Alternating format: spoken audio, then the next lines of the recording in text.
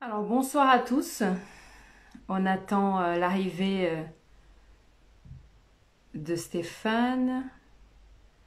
Bonsoir Frédéric, Nathalie. Bonsoir Nathalie, Christelle,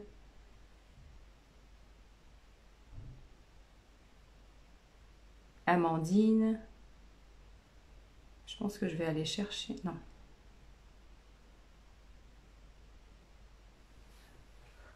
Sophie, bonsoir, bonsoir à tous. J'ai dit bonjour, je ne sais pas comment vous vous appelez. Ah, ça y est, elle est là.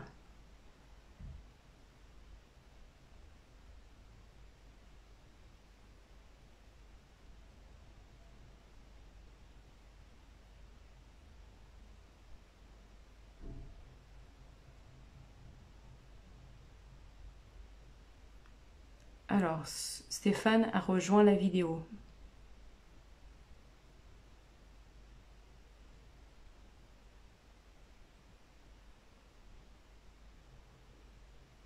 Moi, je te...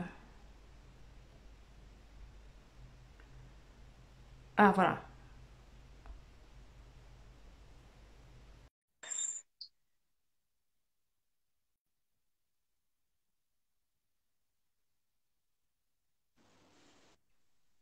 Ça y est, Oui, ça fonctionne. Bonsoir Stéphane, bonsoir à tous. bonsoir Simone et bonsoir tout le monde. Bonsoir. Est-ce que quelqu'un peut nous dire si vous nous entendez bien? Je pense que oui, mais ce serait bien d'avoir une petite confirmation de la part des personnes qui nous regardent. Moi, je t'entends parfaitement, en tout cas, Stéphane. Moi Michel. aussi. Bon, bah, on va commencer. Donc, bonsoir à tous, bonsoir aux sophrologues, aux futurs sophrologues qui nous regardent, aux curieux. Merci Nathalie, nous a bien confirmé. Dis bonjour aussi, nous a bien confirmé que on est clair. Donc bonsoir à tous. Je vous souhaite donc une très bonne, avant de commencer une très bonne année 2023, puisque c'est le premier live de cette année. Voilà, donc plein de bonnes formations pour ceux qui sont encore en formation, plein de clients pour ceux qui sont déjà installés. Comme vous le savez, donc le thème du live de ce soir va être donc les adolescents et la sophrologie.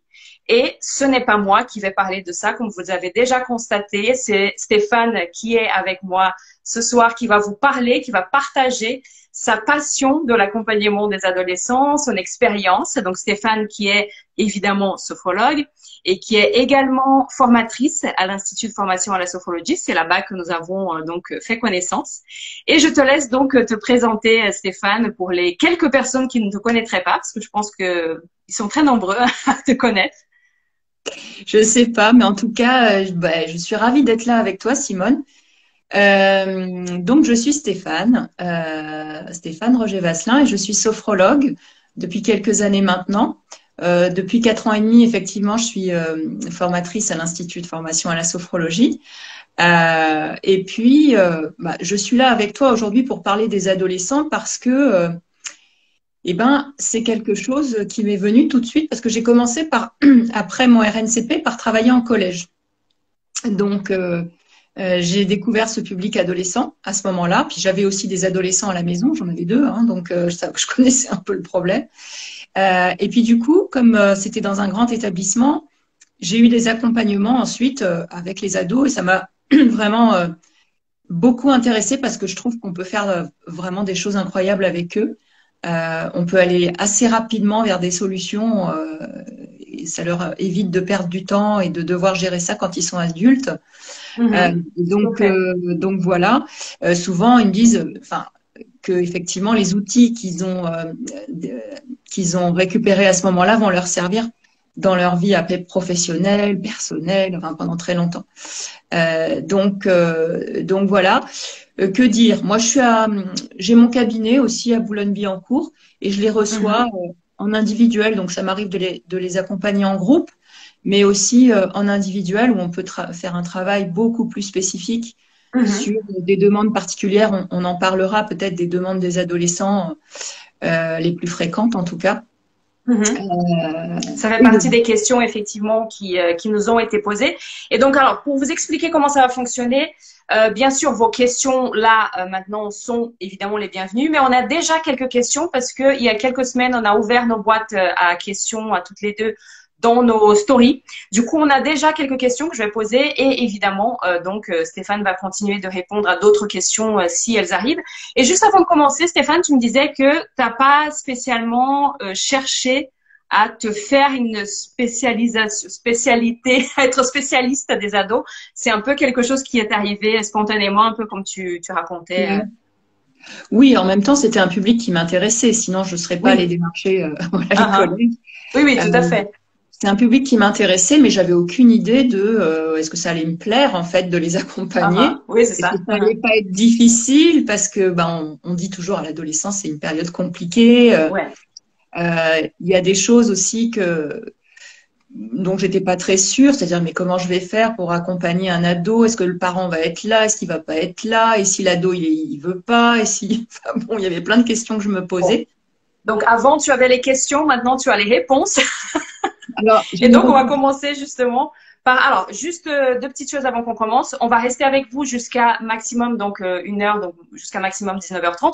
Et bien sûr, on va parler que de adolescence et sophrologie ce soir. Donc, si vous avez d'autres questions sur d'autres sujets, on en parlera à un autre moment, pas ce soir. Alors, pour commencer, Stéphane, il y a une des questions donc qui nous ont été posées dans nos boîtes à questions respectives. C'est quelles sont les principales demandes des adolescents? Alors, bien sûr, il y a de tout, hein, mais quelles sont les questions les plus fréquentes, enfin les raisons les plus fréquentes pour lesquelles les ados viennent te voir en consultation individuelle ou peut-être en groupe aussi? Alors, je pense quand même que vraiment la principale demande, c'est la gestion du stress pour les contrôles, les examens, Mhm, etc. Ça, c'est vraiment ce que je vois le plus. Les premiers mots qu'ils prononcent, c'est je suis stressé en cours. mhm. Voilà. Alors, soit en D'accord. cours en général, soit dès qu'il y a une évaluation, je perds tous mes moyens. Ça, vraiment, Mhm, c'est hyper fréquent. Euh, mhm, donc ça, régulier. Ensuite, il y a des accompagnements en allant un peu plus loin, sur carrément des phobies. J'en ai eu d'accord. plusieurs, en fait, et j'ai l'impression de plus en plus sur des phobies, tu sais, de la prise de parole devant les autres élèves, devant les D'accord. professeurs, En etc., classe. Mhm. en cours ou pour des oraux ou des choses comme ça. J'ai eu des jeunes qui vraiment, c'était devenu une phobie, ils pouvaient même plus s'exprimer, ils avaient le cardio qui montait, des limites de l'évanouissement, quoi. D'accord. Donc, Des phobies scolaires, j'imagine aussi ou pas alors, spécialement? phobie scolaire, ça, là en ce moment, ouais, ça revient, les phobies scolaires, donc des jeunes qui sont déscolarisés parfois euh, c'est des peurs très fortes. Et bon, bah là, Mhm. c'est très spécifique parce que selon les jeunes, c'est très différent. Il peut y avoir une raison qui est extrascolaire ou vraiment ou du harcèlement ou des choses comme ça. Oui, bien sûr. Donc, tu D'accord. disais le stress un peu autour des enseignements, quoi, enfin, du Alors collège, voilà. lycée, etc. Est-ce qu'il y a d'autres raisons Mm. autres que celle-ci? Ouais, alors je dirais de manière assez globale, il y a des problèmes de confiance chez les ados D'accord. Mhm. parce que ils se comparent énormément les uns les autres. C'est un moment Mhm. où on veut être original, mais en même temps, on veut appartenir au groupe. On va être comme tout le monde, ouais. Et quand effectivement on n'est pas tout à fait dans le moule, etc., c'est très compliqué. Et ça peut générer des gros problèmes de D'accord. confiance et d'estime de soi. Mhm. Donc ça peut être effectivement des demandes d'accompagnement, comme par exemple les complexes des adolescents qui assument pas du tout, qui se trouvent moches, qui se trouvent trop gros, des Mhm. boutons, choses comme ça, mais ils assument pas du tout. Donc Donc, il y a c'est quand très même, lié à l'aspect physique. ouais.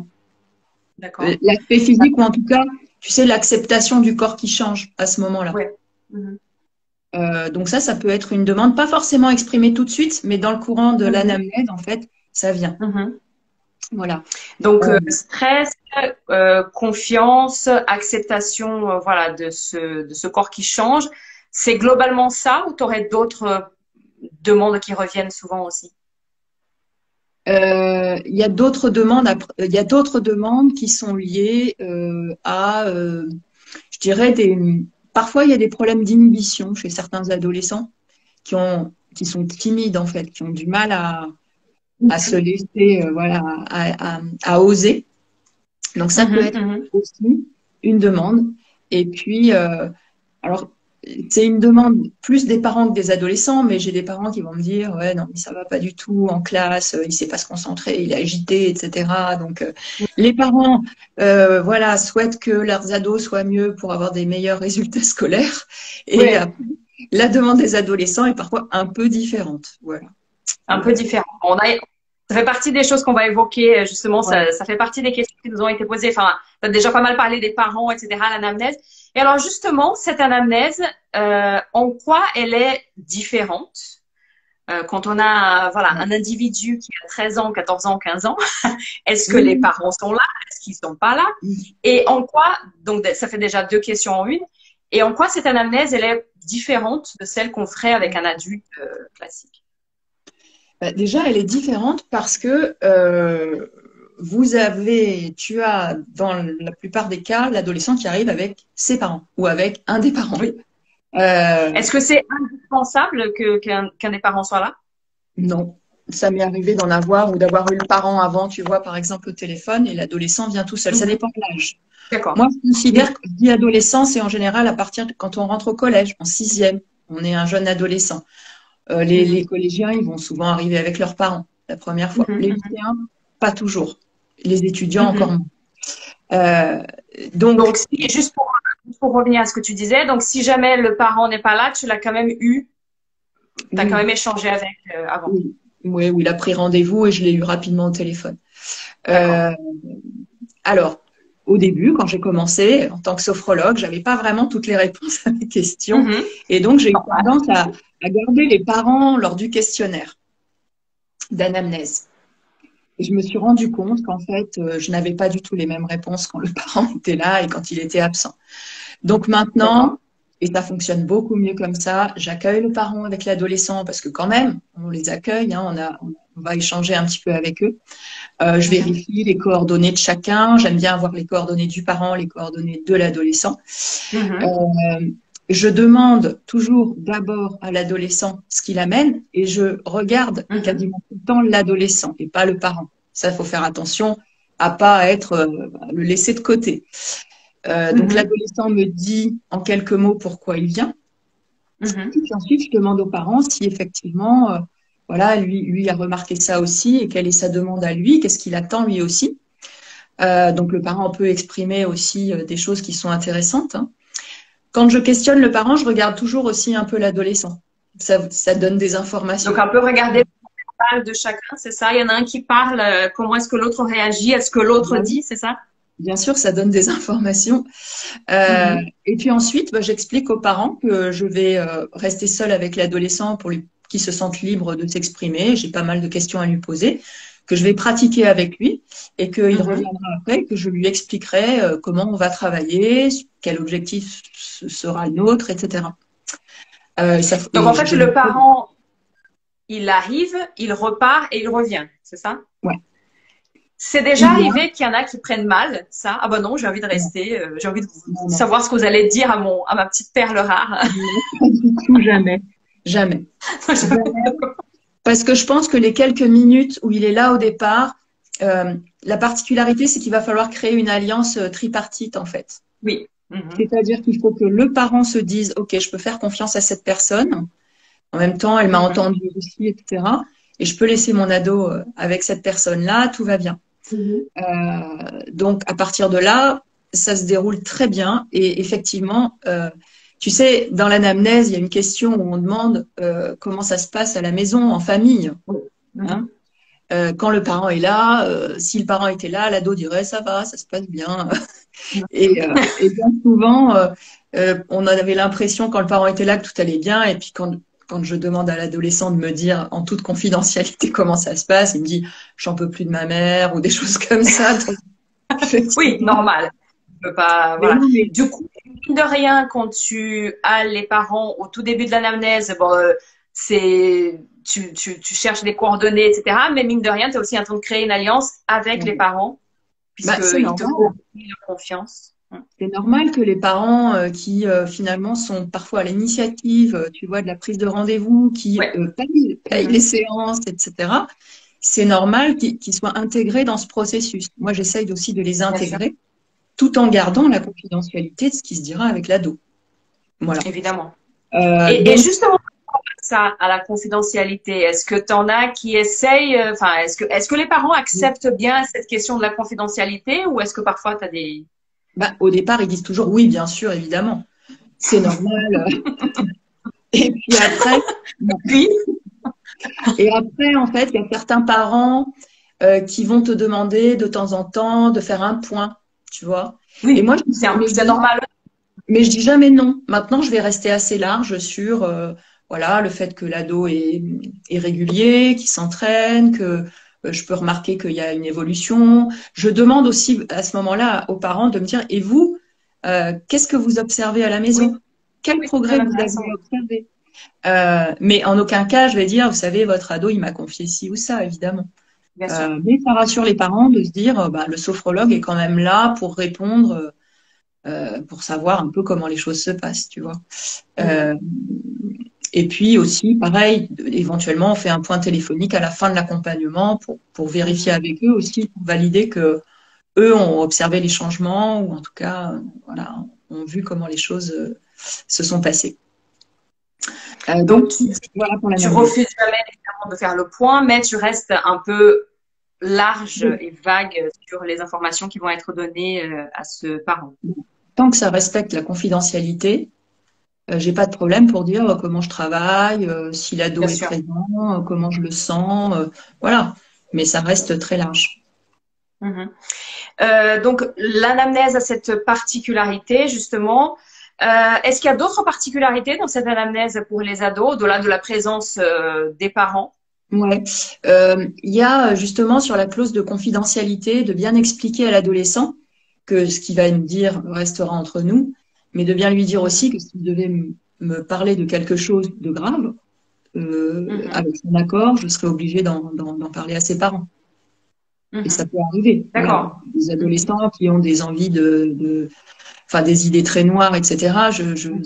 Là, pour le coup, en tant que juste citoyenne, je suis obligée de pas Exactement. le Au-delà laisser même dans d'être sophrologue, la citoyenne est exactement. obligée de faire quelque chose au cas où il y aurait. Ouais, ça m'est arrivé une fois, en fait, au tout début, Mhm. en plus, avec une jeune fille que j'accompagnais qui allait pas très bien, mais je n'avais jamais vu ses parents. 16-17 ans, pas très bien, mais j'avais pas remarqué à ce point-là. Et un jour, elle m'a envoyé un message un matin en me disant, vous êtes la seule personne à qui je peux le dire, je vais faire une bêtise, merci pour un, enfin bref, l'appel au secours, en fait, quand même, mine de rien, sinon elle me Mhm. l'aurait pas dit. Et donc, Bien sûr. évidemment, dans ces cas-là, j'ai appelé tout de suite. Alors, je connaissais pas ses parents, mais je connaissais son médecin généraliste qui me l'avait envoyé. Donc, tout de suite, je l'ai appelé, etc. Les parents ont été prévenus. Bon, voilà. Mais évidemment que je vais pas dire, ah bah non, c'est secret professionnel et je dis rien dans ces cas-là. Évidemment. Donc là, ça fait partie effectivement des moments auxquels on peut briser la confidentialité. Et Bien du sûr. coup, quand tu dis ça à un adolescent, ils le prennent bien. Enfin, le fait Bah que oui. tu leur annonces finalement cette confidentialité, que tu viens de dire que la confidentialité existe, mais elle sera brisée au cas. Voilà. Oui, mais Ils elle le sera prennent bien. brisée dans le cas où il pourrait se mettre en danger ou mettre en danger quelqu'un. La plupart Bien des sûr. ados. Ah oui, non, mais j'en suis pas là quand même. Donc, Mhm, mhm, donc ça pose jamais de problème, mais au moins c'est posé. Et si jamais un jour il y a besoin d'y mhm. revenir, on peut y revenir. Voilà. Bien sûr. Sinon, Autre autre chose à partie. rajouter sur cette. Pardon, je t'ai coupé. Non, mais justement, j'allais te Vas-y. dire un autre petit truc, c'est que quand le parent revient à la fin de la séance, euh, j'ai déjà posé le contrat avec l'ado, mais je vais le poser avec le parent aussi. Parce que je veux Ah qu'il oui, fasse c'est une partie. très bonne. Ouais. C'est-à-dire que l'ado, je lui ai expliqué la sophro, la confidentialité, le fait que bah, le cadre dans lequel ça va se passer. Et quand le parent revient, d'abord, je dis au parent quel va être l'objectif sur lequel on va travailler. Qu'il sache, voilà. Mhm, Et ensuite, je fais un contrat avec lui aussi. C'est-à-dire que je lui explique aussi à lui ce que c'est que la sophrologie. Parfois, il sait pas bien, tu vois. mhm, Et puis mhm, aussi, je reparle de la confidentialité pour qu'il sache un peu, voilà, comment ça se passe et mhm, du mhm. cadre. et pour que voilà, ils se rendent bien compte du nombre de séances qui vont avoir lieu, de comment, où ça se passe, comment, quel est le déroulé d'une séance, etc. Comme ça, il est quand même partie prenante et il sait comment ça, on va pratiquer. Voilà. Et à la fin, donc, Donc, en fait, tu fais un contrat. contrat avec l'ado seul et tu vas répéter certains points de ce contrat avec le parent quand il revient dans ton Bah oui. cabinet, bien Oui, sûr. oui, pour que ce soit bien clair pour tout le monde. Et là, l'ado est là, Mhm. il entend tout le monde finalement. J'essaye d'impliquer le parent en fait aussi mais surtout en lui demandant de noter les points positifs.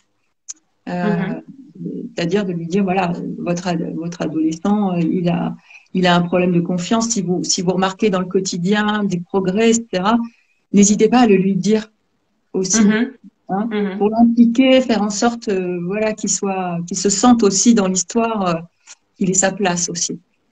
Ok. Donc, point important à retenir, l'implication, essayer d'impliquer ce parent aussi dans cet accompagnement. Ça t'est déjà arrivé d'avoir un parent qui arrive, alors je vous ramène Julie parce que telle ou telle raison. L'objectif finalement que tu te fixes avec Julie est complètement différent et le Oui, parent il se dit mais qu'est-ce que c'est que ce truc? oui, Quand à la fin tu annonces le contrat et ah bon, nous avons fixé un ouais. objectif qui n'avait rien à voir. Ouais, ça m'est arrivé. Là, j'ai un exemple qui me vient là. C'était une jeune fille qui venait. C'était assez lourd dans la famille. J'avais accompagné sa sœur qui faisait de l'anorexie mentale, qui était suivie, bien sûr, parallèlement. Et dans cette famille, il y avait un dysfonctionnement. Donc, il y avait la sœur qui avait fait de l'anorexie et la jeune fille que j'ai eue qui faisait de la boulimie.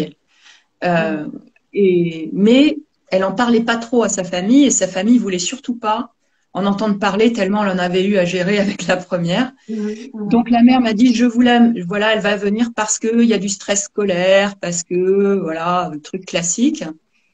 Et en fait, en faisant l'anamnèse au fur et à mesure, l'adolescente s'est sentie en confiance et m'a dit non, moi je veux gérer mes troubles alimentaires. Mhm.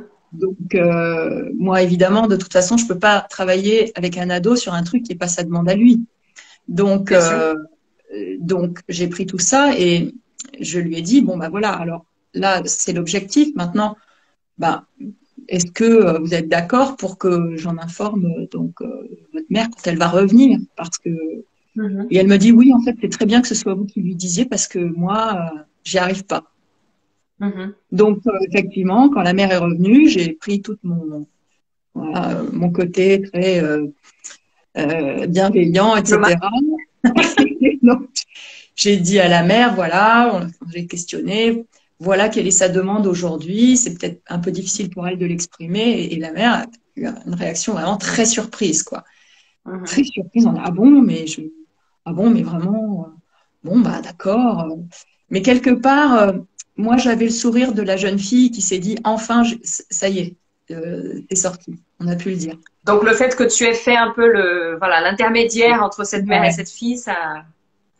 ouais, Et ouais. donc ce qu'il faut garder à l'esprit, c'est qu'effectivement, évidemment, le parent doit être impliqué dans cet accompagnement. Après tout, en général, c'est son initiative, c'est son argent, c'est qui paye Oui, les séances. mais oui, Mais le sophronisé est bien l'adolescent et donc c'est bien son objectif. Il faut son accord. Enfin, on est d'accord là-dessus. bien sûr. On peut pas travailler avec un ado si c'est pas sa demande, si c'est pas profondément ce qu'il souhaite. Donc Mhm. l'alliance, c'est avec l'adolescent et la Il y demande. avait C'était une des questions, justement. Comment créer une alliance? Est-ce difficile de créer une alliance avec un ado qui n'a pas choisi d'être là? Donc, je pense qu'on a déjà plus ou Oui. moins répondu Ouais. à cette Ben, question.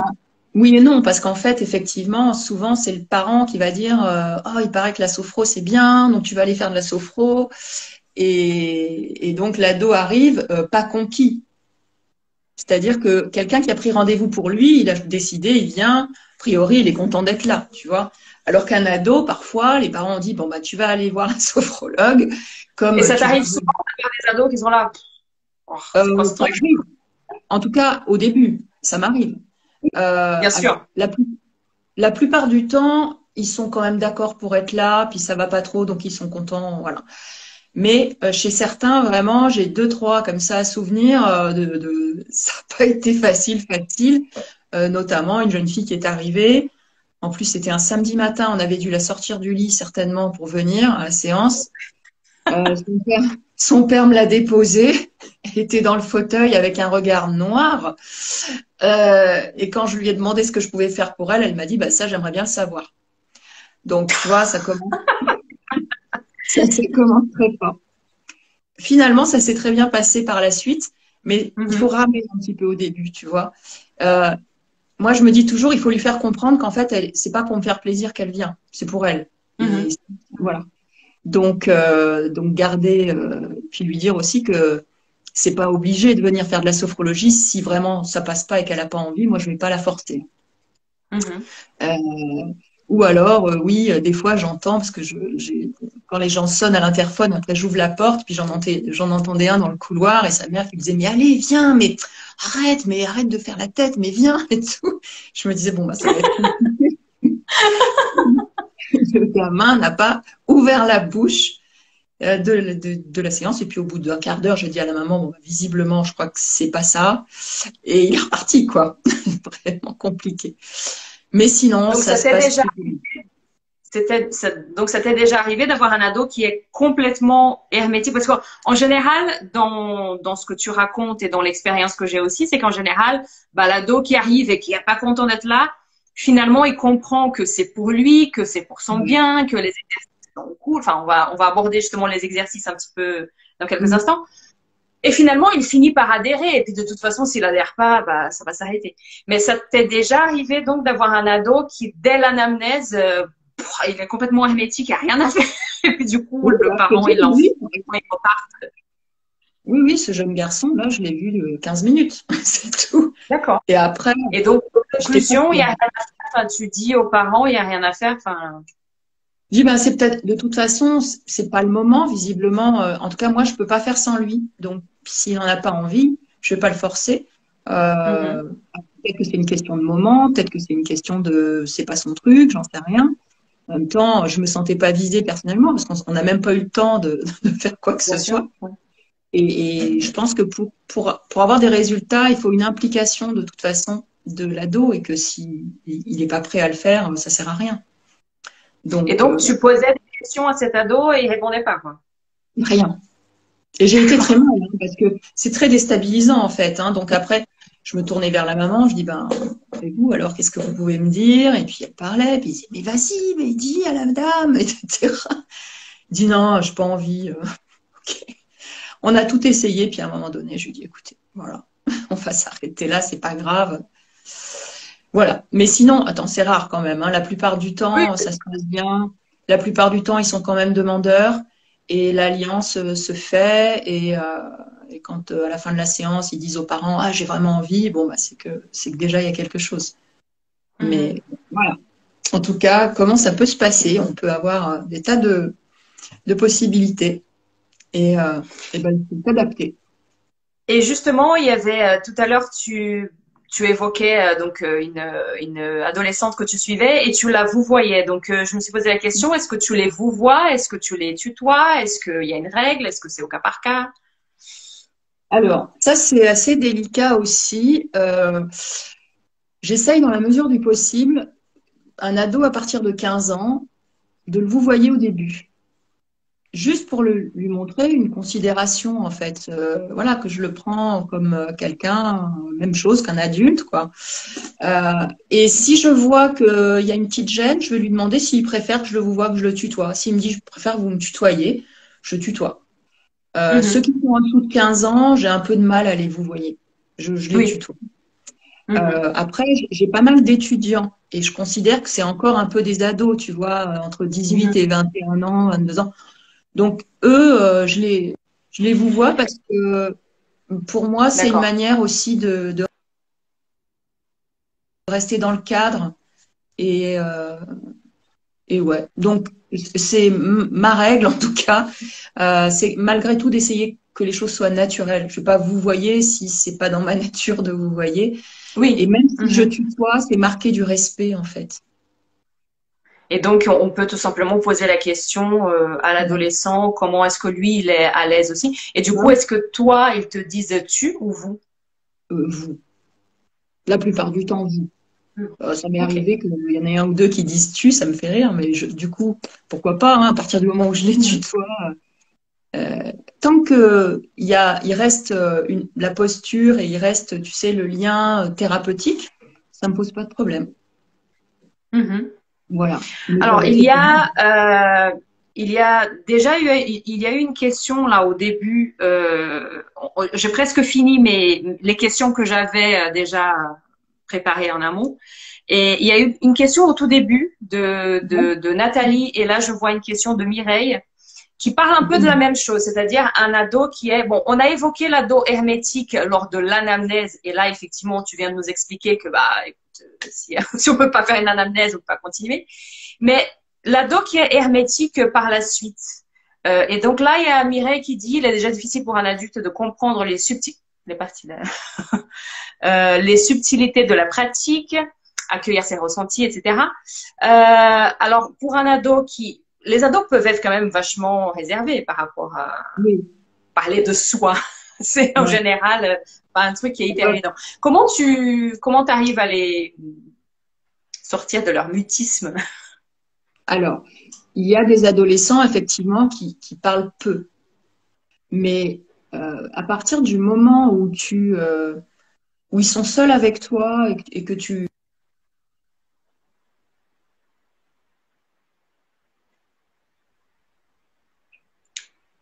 Je t'entends plus, Stéphane. Ah, je t'entends plus, Simone. Ah, ça y est, c'est revenu. Je n'ai pas entendu la dernière phrase. Tu peux répéter ce que tu avais dit avant? Alors, je dis que la plupart du temps, même un adolescent qui est plutôt réservé, il parle.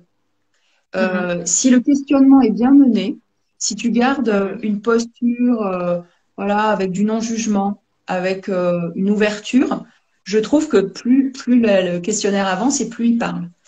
Euh, et puis, la technique aussi, c'est d'essayer, par exemple, tu vois, quand on arrive aux ressources, quand tu les fais parler de ce qu'ils aiment, souvent, là, la parole, elle arrive, quoi. Et que tu mhm. montres que tu t'intéresses. Enfin, en tout cas, que voilà, tu prends tout ça, même si un jeune te dit, j'adore les jeux vidéo, tu dis, ah bon, et tu le questionnes sur quel jeu vidéo il Lesquels? aime. Ouais. Mhm, Et ben, en fait, tout d'un coup, paf, ça s'ouvre. Et l'alliance, elle se fait encore mieux.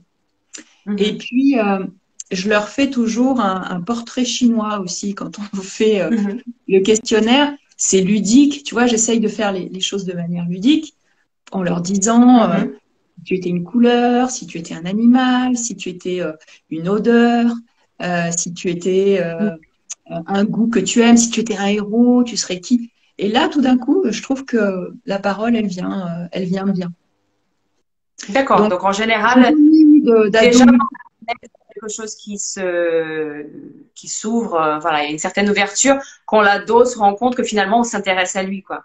On s'intéresse pas à Ouais, ses je crois notes, à que ses résultats, à ses fréquentations, on s'intéresse à lui non. finalement. Et il y a aucun jugement sur ce qu'il dit.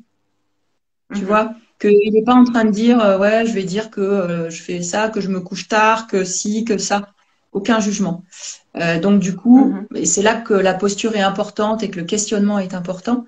Et l'écoute, toutes les techniques d'écoute qu'on apprend à l'école, enfin dans les écoles de sophro, là il faut les mettre en place et puis trouver la posture juste avec l'adolescent pour qu'il se sente autorisé à parler en fait. Euh, mhm. Après, je sais pas si c'était ça aussi dans la question, mais dans le côté mutique, il y a des adolescents, mais c'est la même chose avec des adultes qui vont exprimer peu de ressenti. Oui, bon, ça, oui, c'est, Bon, il ben, y a on fait des avec. adultes. Mhm, On fait avec, on essaye de creuser un peu, et puis c'est pas grave. Mais mhm, moi, je trouve que j'ai plutôt plus des ressentis beaucoup plus précis avec les ados. C'est beaucoup plus riche que même avec des adultes. Donc, mhm, faut pas s'imaginer qu'ils parlent pas ou qu'ils savent pas dire décrire ce qu'ils ressentent. Pas du tout, au contraire. mhm. Au Donc, il contraire. faut pas généraliser. Les ados Non. sont pas forcément un public qui est particulièrement difficile pour s'exprimer. Bah non, non, non. Après, il faut accepter aussi leur manière de s'exprimer, tu vois, pas Mhm, forcer les choses. Si mhm, au début il n'y a pas beaucoup, eh ben leur dire déjà les remercier pour ce qu'ils ont dit, tu vois, mhm, et mhm. puis après attendre les fois suivantes. Des fois, il y en a dans des groupes que j'entends pas pendant 6 séances, et puis à la septième, je commence à les entendre en groupe. Mhm, C'est que ça y est, ils se sentent prêts. mhm. Ne jamais brusquer, en fait, ça sert à rien. Et du coup, pour l'entraînement, ça se passe comment? C'est une question de, je crois que c'est Béatrice, Sophro-Harmonie. Je crois que c'est Béatrice. Est-ce que les ados, par rapport aux adultes, donc, est-ce que c'est un public qui comprend l'importance de l'entraînement? Voilà, est-ce qu'il n'y a pas cette notion de, oh, j'ai déjà de devoirs à faire, j'ai les maths, le français, etc. Un truc encore plus à faire, c'est chiant. Voilà. Et comment ils vivent ce truc à faire en plus à la maison que tu leur demandes de faire? Moi, je vais dire le contraire, c'est-à-dire que pour moi, les ados s'entraînent plus que les adultes. D'accord. Ils s'entraînent plus parce qu'ils ont l'habitude justement d'avoir des choses, des devoirs, C'est vrai. des choses. J'en sais rien, mais ils sont assez rigoureux dans leur entraînement. Pas tous, mais la plupart. Et puis je vais dire, en fait, ceux qui s'entraînent sont ceux qui progressent. Il y a vraiment un lien très très net. Tu vois, par exemple, j'accompagne pas mal, alors c'est des grands ados, hein, c'est plutôt des lycéens ou des jeunes qui font des études ou qui préparent médecine, qui sont en prépa, etc. Mais ils sont hyper rigoureux dans l'entraînement, tout de suite, ils se servent des outils et du coup, c'est un bonheur. Voilà, pour le sophrologue de voir que ça adhère, que ça s'entraîne, etc. Et Donc, en fait, c'est pas un public qui a moins tendance à s'entraîner que les adultes, en fait, d'après toi. C'est plutôt plus, mais je veux dire, il n'y a pas de généralisation à faire non plus. Ça dépend des bienfaits qu'il en retire, ça dépend de voilà, son implication. J'en ai que je revois 3 ans après qui me disent ah, je continue à faire les exercices. donc ils intègrent le fait que ça devient leurs outils. Super. J'ai une dernière question des questions qu'on avait vues avant et après je reviens vers les questions là. Est-ce que tu adaptes les exercices dans le sens, est-ce que tu les adaptes? J'imagine que oui. Est-ce que tu les rends nécessairement beaucoup plus ludiques? Alors, c'est une question intéressante parce que moi, de mon expérience, j'ai remarqué à un moment donné que on a des ados, par exemple, de 12-13 ans, notamment des filles qui peuvent être toutes petites et qui ont vraiment une petite tête de poupon. Et il y en a qui, à 13 ans, sont plus grandes que moi. Moi, je suis pas très grande, donc c'est pas très difficile. Voilà, qui ont un corps formé. Et je me suis rendu compte que inconsciemment, et c'est là où j'ai commencé à demander leur âge, inconsciemment, je m'adaptais beaucoup plus aux petits poupons de 12-13 ans que à celles qui ont peut-être 2 ans de plus, mais qui, évidemment, Enfin, je rajoutais beaucoup plus de ludique, on va dire, à celle qui avait une petite tête d'enfant. Et du coup, voilà, comment toi tu fais? Est-ce que c'est toujours aussi important que ça soit ludique pour un ado, ou est-ce qu'on peut commencer à se détacher de ça et animer les séances un peu comme si c'était pour les adultes? Enfin, comment tu fais ça? Alors, je dirais que ça dépend de l'ado. Tu vois, ça dépend de son âge, de son imaginaire, etc. Donc ça se sent un petit peu. Et puis, alors, ludique, oui, je dirais imagé.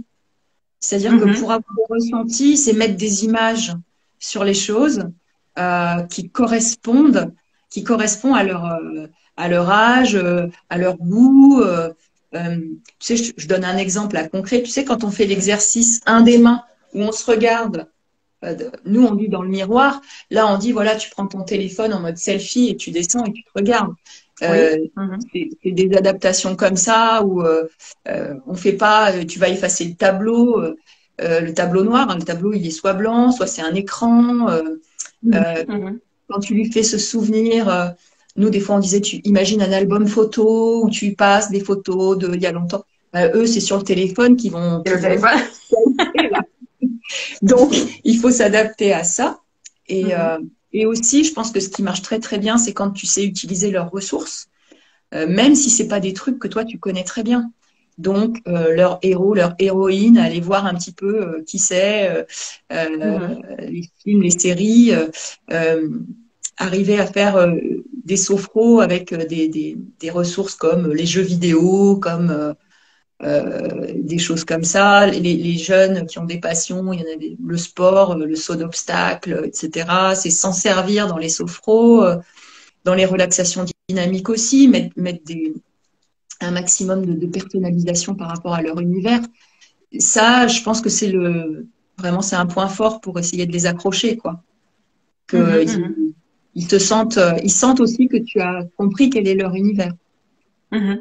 Donc, pas forcément ludique toujours, ça dépend de l'ado, mais énormément d'utilisation de leurs images et leurs ressources, un peu comme on fait pour les Oui, adultes. c'est logique c'est pour les adultes aussi, tu vois, si tu Mhm. sais utiliser leur univers, leurs ressources, ça leur parle. Et pour les ados, c'est pas parce Exactement. que toi, tu connais pas bien que tu vas pas le faire. Alors, on le fait énormément pour les enfants et ça peut aller encore plus loin, mais même pour les Mhm. ados, on peut, tu vois, j'avais un ado, alors il était jeune, hein, il avait 11-12 ans, il était fan de foot. Bon, Mhm. euh, il adorait le PSG. Bon, bah, j'ai lui ai fait des visualisations où il se visualisait Et en il a train de fallu que tu ailles googler quels sont les… les joueurs, comment s'appelle le gardien et tout, tout et tout.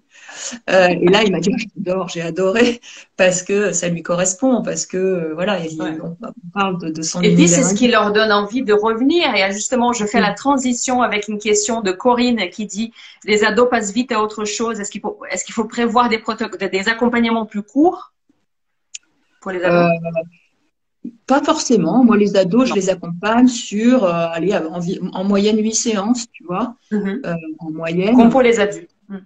Mais j'ai moins d'abandon chez les ados que chez les adultes, en fait. D'accord. On est dans une société où tout va vite, où les gens voudraient que tout aille vite. Mais quand l'ado vient, il y a le parent derrière. Le parent, il a intégré au départ qu'on allait faire à peu près 8 séances et après, ça se met en Mhm. place, on prend rendez-vous. Alors que l'adulte, bon, allez, je vais faire 2 séances de sophrologie, puis tiens, je vais essayer l'hypnose, puis tiens, je vais essayer ci ou Oui, c'est ça. ça. Pas Mhm. les ados, parce qu'en fait, ils sont un peu chapeautés aussi par les parents. Oui. Euh, et ils vont plus souvent au bout, en fait. Mhm. Je les trouve plus réguliers et plus sérieux, finalement, que certains Mhm. adultes. Certains, parce que après, tout est. Donc, non, moi, pas spécialement. Il peut y avoir un abandon si à un moment donné, il n'y a pas de résultat, Mhm. ou pas assez, Oui. ou que Ce qui paraît l'adulte n'est logique. Mais pas. comme tu disais tout à l'heure, plus on va imager et utiliser leurs ressources, plus ils vont se sentir concernés et impliqués et ça va leur donner envie de revenir. Donc, c'est un tout, quoi. Ouais, ouais, c'est de faire en sorte que moi, quand un parent me dit oh, il est toujours content de venir, eh ben, je me dis voilà, mais c'est ça, c'est qu'il ait envie de venir. Que ce soit pas juste Mhm. ah, j'ai sophro, j'ai sophro, Mhm. bon, ça me fait du bien, mais bon, aujourd'hui, j'ai pas trop envie Mhm. d'y aller. Non, non, ceux qui viennent, en général, ils sont contents de venir. Ouais. Et puis ceux avec qui ça va pas coller, bah, ça collera pas et ça s'arrêtera au bout d'un moment. Et voilà. Il y a Isabelle qui demande jusqu'à quel âge pratiquer le portrait chinois.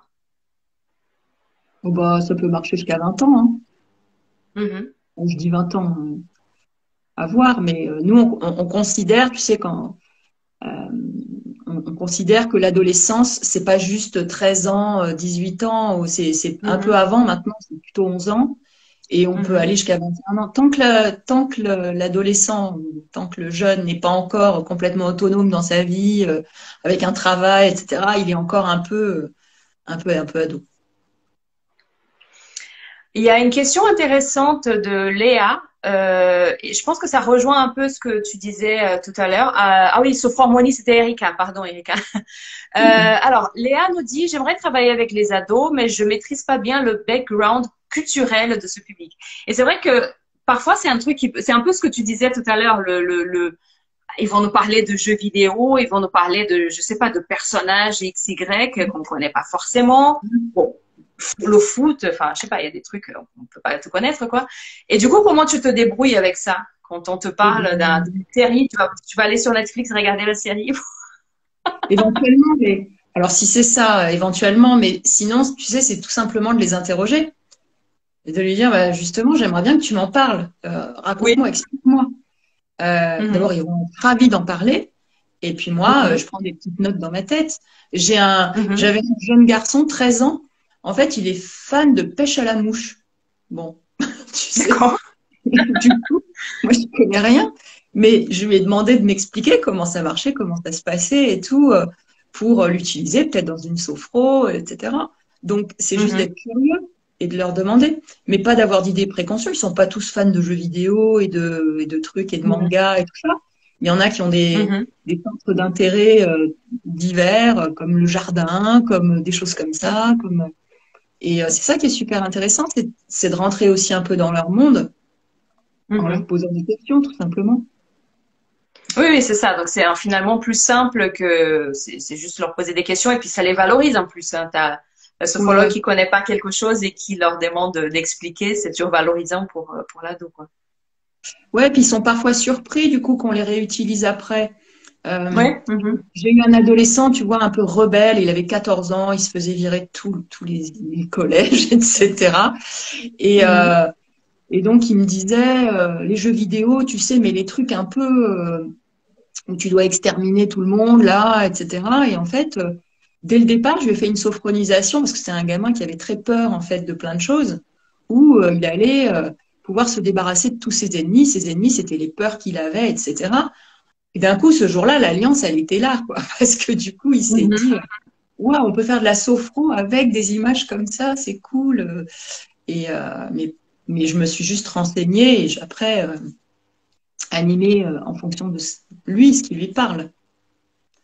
C'est D'accord. là qu'il faut être un peu créatif, un peu et aller chercher les Mais choses. voilà, tout simplement questionner l'ado Ouais. ça peut être aussi une façon simple de faire. Il y a une autre question. Comment accompagner au mieux un adolescent qui présente des troubles 10? Dans ces cas-là, alors je sais qu'il existe des spécialisations là-dessus. Oui. Mhm. Euh, Moi, j'encouragerais vraiment à faire ça si on veut se spécialiser là-dessus, parce que c'est assez Mhm. particulier. Moi, j'ai pas Mhm. cette spécialisation-là. J'en ai eu Mhm. assez peu. Donc, je ne veux pas dire de bêtises. En même temps, sur Mhm. les 10, sur les TDAH, etc., je connais un petit peu le problème pour l'avoir vécu en tant que maman. Mais, euh, Mhm. mais en tout cas, pour les adaptations de la sophro, je pense que c'est quelque chose d'intéressant d'aller compléter sa formation avec ça. Mhm. Ouais. Est-ce que tu fais des séances plus courtes pour les ados ou pas forcément? Pas du tout. Non, non. Mhm. C'est toujours 1 heure. Il n'y a pas de raison. D'accord, On fait le même nombre d'exercices. d'accord. Non. Est-ce que tu utilises des jeux, type jeu de cartes sur les émotions adaptés aux ados? Alors moi, je ne le fais pas. Je sais que certains le font et c'est très bien. Moi, non. Je le fais pas. Euh, je la fais classique, sans les cartes. Mais ça peut être un outil intéressant, effectivement. Mhm. Il y a une question, comment repartir les ados par classe d'âge pour les séances en groupe si on considère l'adolescence du collège au début de l'université? Mais du coup, ce serait où? Ben, par exemple, moi, j'intervenais en collège. On avait fait Mhm. des groupes de sixième, cinquième et de quatrième, troisième. D'accord. Parce qu'il y a vraiment une différence entre les sixièmes et les troisièmes quand même, tu vois. Donc, Mhm. Mhm. Oui, bien par sûr. 2 ans. Au lycée, on pourrait mettre tout le monde ensemble. On pourrait mettre tout le monde ensemble, mais ça dépend. Si je fais un accompagnement pour une préparation au bac, etc., ce sera Oui. une classe. Voilà. Mhm. Mais au collège, j'avais réfléchi avec la proviseure à l'époque. C'est pas proviseur qu'on dit au collège, c'est la Ouais, je principale. sais le mec qui est. Non, proviseur, je sais plus. Et elle m'avait dit, au début, elle m'avait dit, oh, mais ça serait bien de les mélanger. Puis on avait essayé, mais en fait, non, c'est mieux quand même de les garder un peu entre sixième, cinquième. Puis après, il y a une métamorphose en général au moment de la quatrième. C'est la Mhm. puberté vraiment dans toute sa splendeur. Et donc les quatrième, troisième ensemble. D'accord. Même Ouais. pour tout ce qui est personnalisation, etc., peut-être que c'est plus facile aussi de ne pas avoir des sixièmes et des... Oui, Bien sûr. c'est un tout petit peu différent. On s'adapte, ouais. Mais ça fonctionne bien comme ça. 2 ans, parce qu'il y a quand même une grosse différence entre un gamin de 11 ans et un de 14, 15 ans, tu vois, qui Bien sûr. commence à Mhm. complètement transformer, ça c'est sûr. Et quand tu faisais des séances de groupe pour ados, ils étaient combien max par... Bon, après, Ouais, ça dépend pas que de ta préférence alors, personnelle, mais en tout cas, dans ton expérience, ils étaient combien? alors, dans mon expérience, ils étaient, la première année, j'avais des groupes de 8 et c'était génial. Je trouvais 8 parce que ça permettait de créer vraiment un groupe hyper je sais pas, cohérent, solidaire. C'était vachement, tout le monde pouvait s'exprimer. Et puis, comme ça a eu du succès, l'année d'après, il y avait beaucoup d'inscrits, je savais plus où les mettre. Et du coup, j'ai commencé avec des groupes de 15.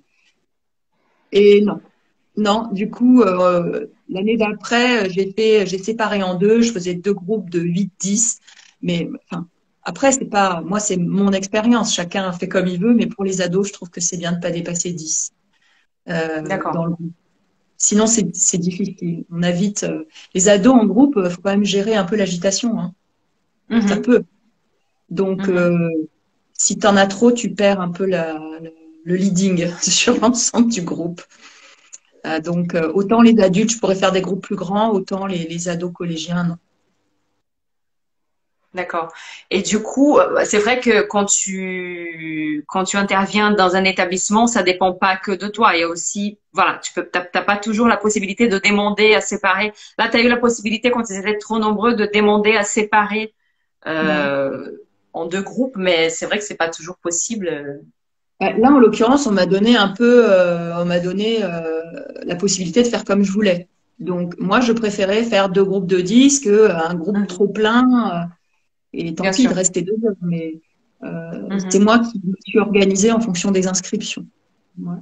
Donc, D'accord. Et j'ai... quand tu fais, excuse-moi, je t'ai coupé. Non, non, je t'en Quand prie. tu fais du groupe comme ça en collège, lycée, etc., est-ce qu'ils sont censés s'entraîner à la maison entre deux séances? Et si oui, comment est-ce qu'ils viennent chacun avec leur téléphone?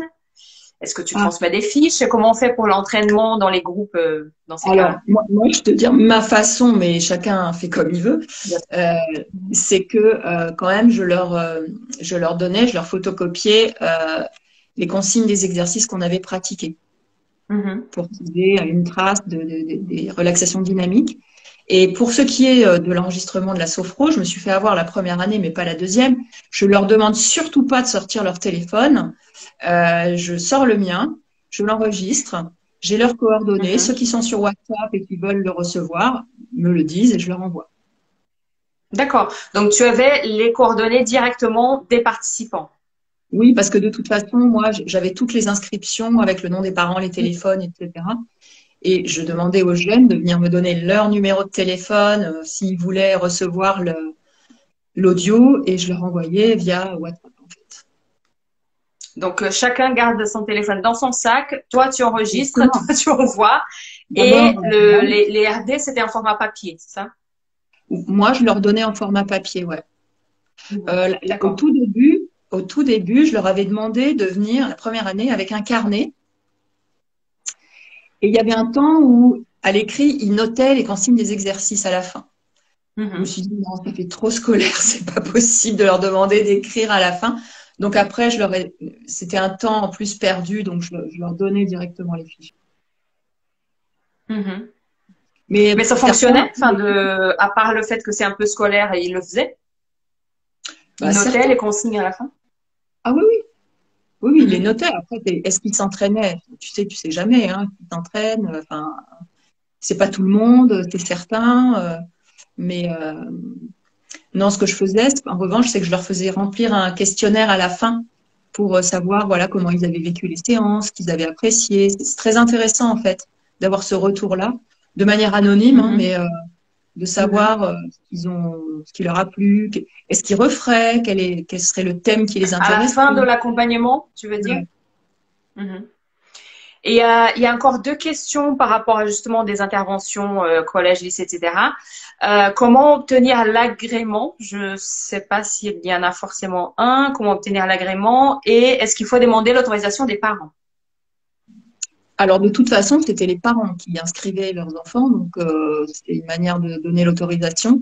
Moi, je peux parler juste de mon expérience, mais en tout cas, je suis Bien passée sûr. par la principale du collège qui m'a dit, voilà, moi j'ai confiance, donc je vous ouvre le fichier des élèves et on va leur écrire via école directe. Tu sais, maintenant, il y a comme ça des manières de communiquer avec les parents. Oui, des espèces de portails. Ouais. Mhm. pour leur expliquer qu'on va proposer de la sophrologie, etc., s'ils veulent s'inscrire et tout et tout. Et ensuite, les parents passaient directement, elles donnaient mes coordonnées, les parents passaient par moi pour inscrire leur jeune. Donc, d'agrément, en tout cas, moi, le collège m'en a pas demandé, même si je leur ai Ouais. expliqué dès le départ que j'étais certifiée, que j'avais une RC Pro, etc., ça les a rassurés. Et ça, Mais il n'y je a pense que pas eu d'agrément à proprement parler. En gros, il y a quelqu'un qui a pris le projet et qui t'a ouvert les portes de l'établissement, quoi. ouais, de confiance, en fait, je pense. Maintenant, ça sera sans doute de plus en plus difficile parce que il y a parfois un peu de réticence de certains collèges à ouvrir à n'importe qui. Donc, Mhm. le RNCP, tu vois, je pense que Mhm. c'est quelque chose d'important. Et puis après, voilà, il y aura sans doute encore, et on en parlera plus tard, Mhm. voilà, des certisophros et compagnie qui pourront vraiment dire que la personne a été auditée et qu'effectivement elle travaille sérieusement. Et ça sera peut-être demandé. Je précise que moi, j'ai travaillé dans un établissement privé. D'accord. Donc, c'est Oui, oui, peut-être j'ai plus l'impression que ça facile. varie énormément de l'un à l'autre. Parce que, enfin, moi, j'ai travaillé dans le public avec des enfants en maternelle, donc on en parlera dans un autre live. Un Mais autre, mais ça s'est fait aussi de façon un peu informelle à travers voilà. Donc, j'ai pas l'impression que cette histoire d'agrément non, soit nécessairement nécessaire à chaque fois. non, les parents doivent avoir On va peut-être on est près de la fin, donc s'il y a plein de questions, allez-y parce on va pas. Oui, ouais. effectivement, Carole, tu as eu ta réponse. Il y a une question de Lydia qui demande dans les séances de groupe, enfin, on a déjà parlé de l'expression des ados un peu plus tôt, mais en groupe, est-ce que ça change quelque chose? Est-ce qu'ils ont peur justement? Est-ce qu'ils s'expriment en séance de groupe? Bah, ça dépend des groupes, mais globalement, j'ai toujours été agréablement surprise de les voir se livrer sur leur Mhm, ressenti plutôt bien. Euh, mhm. mais pour ça, tu vois, il faut qu'il y ait un groupe dans lequel il y a un bon esprit. Et pour moi, c'est très important dès la première séance de poser un cadre qui dit ça, qu'il va falloir de la bienveillance. D'accord. Bon esprit dont tu parles. Alors justement, c'est comment tu fais pour.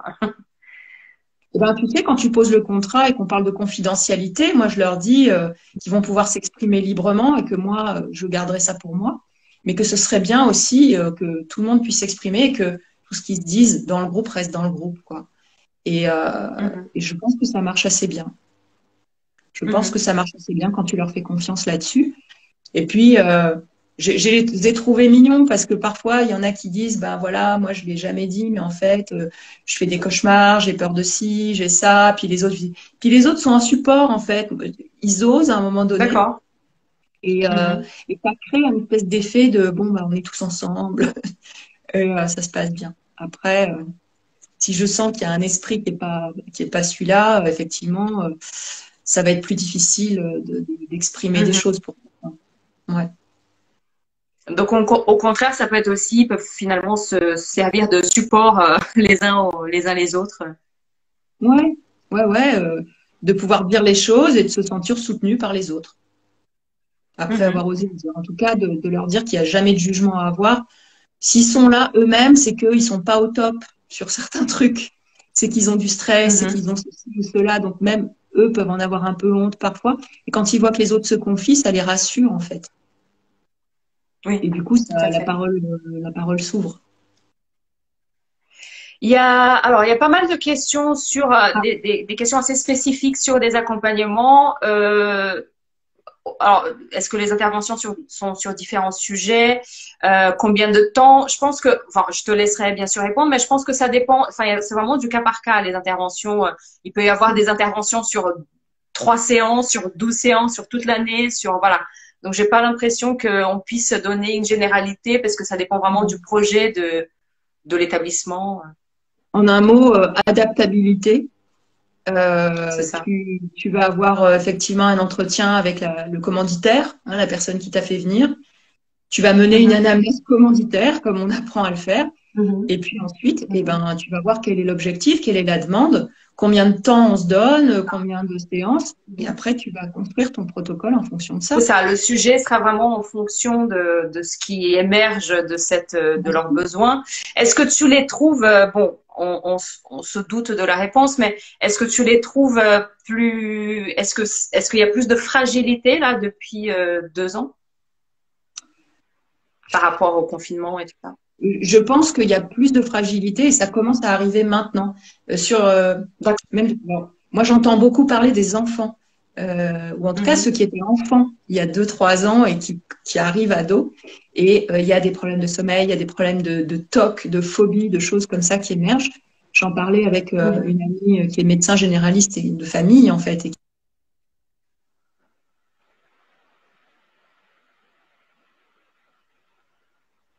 Ah, je t'entends plus, Stéphane. Il y a de l'anxiété chez les jeunes. D'accord. Tu peux juste répéter, j'ai pas entendu les dernières phrases là que tu as dit. Ah, je ne sais plus. Que globalement, non, j'en avais discuté avec un médecin généraliste qui avait constaté en cabinet des problèmes liés à tout ce qui s'est passé là depuis quelques années chez les enfants et donc les jeunes adolescents. Et puis on est en ce moment vraiment, c'est pas facile, c'est assez anxiogène, donc forcément ça rejaillit sur les plus sensibles, hein, parce que les enfants, les adolescents sont hypersensibles, donc forcément, ça les touche. Ok, bah écoute, si tu avais un mot de la fin pour parler voilà, de ton expérience avec les ados, tu as face à toi donc pas mal de jeunes sophrologues ou futurs sophrologues, voilà, qu'est-ce que tu leur dirais par rapport aux adolescents? Je leur dirais de ne pas avoir peur de ce public-là, en tout cas, de pas de pas avoir d'idées préconçues, que c'est hyper intéressant, que les adolescents ont des ressources assez incroyables et que on peut arriver à des changements rapides avec des ados, je trouve, plus qu'avec des adultes. Tu sais, quand depuis des années, tu es dans un modèle comme ça peut être plus compliqué, mais avec des ados, ça peut aller plus vite. Et voilà, moi c'est un public que j'aime accompagner. J'espère que ça a donné envie à certains de le faire. J'accompagne pas que des ados, attention, hein, j'accompagne tous les publics. Mais il y a toujours un plaisir particulier à voir un ado qui trouve des clés pour régler un problème comme ça, d'anxiété, de phobie de prise de parole en public. Et je terminerai justement sur un message que j'ai reçu d'une maman dont j'avais accompagné la fille il y a 2 ans, parce que elle avait la phobie de se faire interroger, en fait. Tu sais, et dès qu'elle était interrogée, elle ne pouvait plus parler, elle ne pouvait plus bouger. Enfin, c'était très compliqué. Et la maman m'a envoyé un message en me disant, ben voilà, cette année, je sais plus son prénom, passé le bac, juste pour vous dire qu'elle a eu 20 sur 20 à l'oral. Et moi, quand je reçois un truc comme ça, tu vois, je me dis, ok, je sais pourquoi je fais ce métier. Ça montre bien que ça marche, en fait. C'est de se dire, ça marche. Et que ça débloque des situations compliquées. Super. Voilà. Bon, écoute, merci beaucoup, Stéphane. C'était très riche. Merci, voilà, pour ta générosité d'avoir partagé avec nous tout ce que tu savais. Merci aussi à tous les participants, ceux qui étaient là, qui ont posé des questions, qui n'ont pas posé de questions, mais voilà, qui ont pu se nourrir aussi de toutes ces connaissances et de ce partage. Donc, bah écoute, à bientôt sur les réseaux, à bientôt, voilà, à tout le monde. Et à bientôt tout le monde. Et merci pour cette invitation. Au revoir. Merci à toi. Bon, au revoir tout le monde. Salut.